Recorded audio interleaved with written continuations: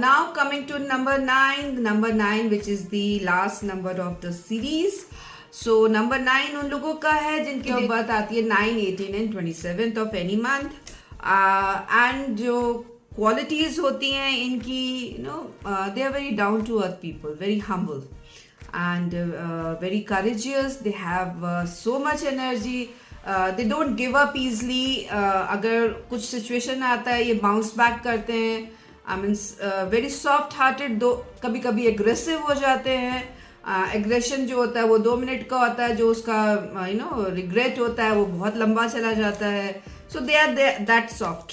सो मैंने कहीं पढ़ा था अबाउट नंबर 9 कि being the last number of the series, उसमें ना हर नंबर का थोड़ा थोड़ा क्वालिटीज होता है.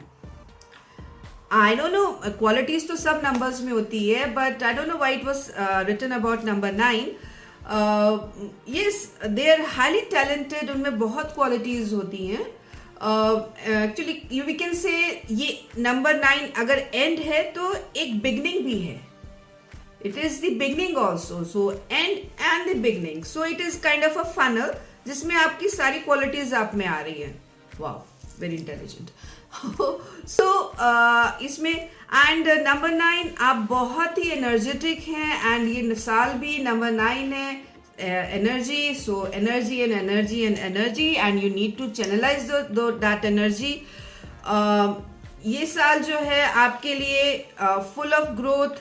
ऑब्वियसली मतलब मुझे कुछ इसमें कहने की जरूरत नहीं है, बट हाँ, एक्चुअली जब ना इतना ज्यादा एनर्जी होता है, यू आर सो एक्साइटेड, आप सबसे आगे रहते हो, एवरी फील्ड में सब जगह नंबर 9 इज आगे. नंबर 9 क्योंकि एनर्जी है. सो एक जगह आप ना यू स्टार्ट फील लोनली, तो वहां पे you need somebody, some support, some emotional support.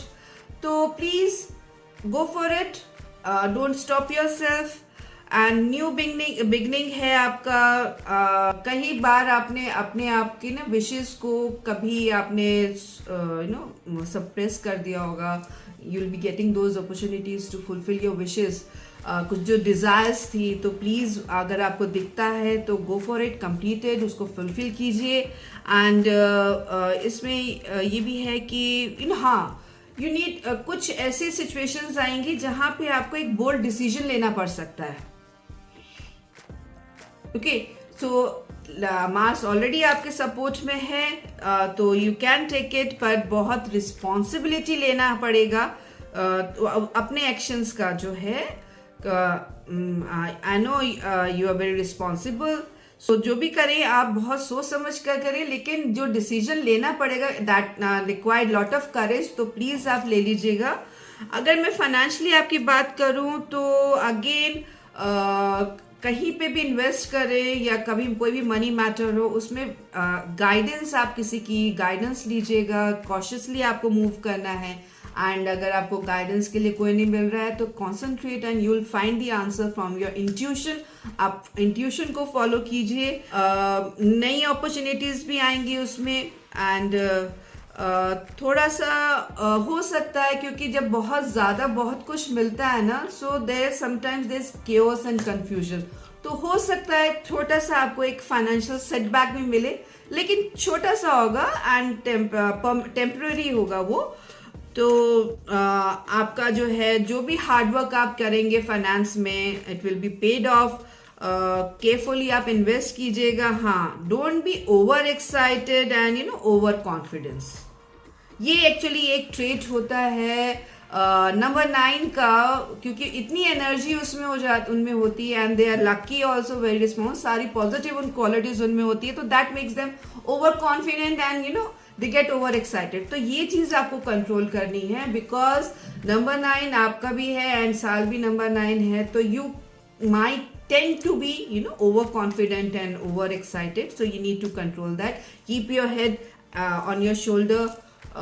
ध्यान से सब काम कीजिए, सब कुछ होगा. या ये ईयर आपके लिए इज वेरी गुड. सो आप अपॉर्चुनिटीज ग्रैब कीजिए.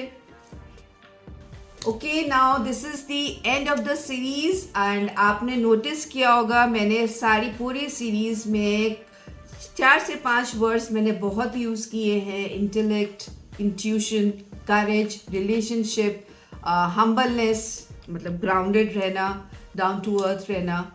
सो ये जो 5 वर्ड्स हैं, these are the key words for this year. आप कहीं पर भी आप स्टक हैं तो ये बोर्ड पे ये 5 वर्ड लिख लीजिए। इन पांचों में से एक वर्ड आपको हेल्प करेगा उस सिचुएशन से बाहर आने में।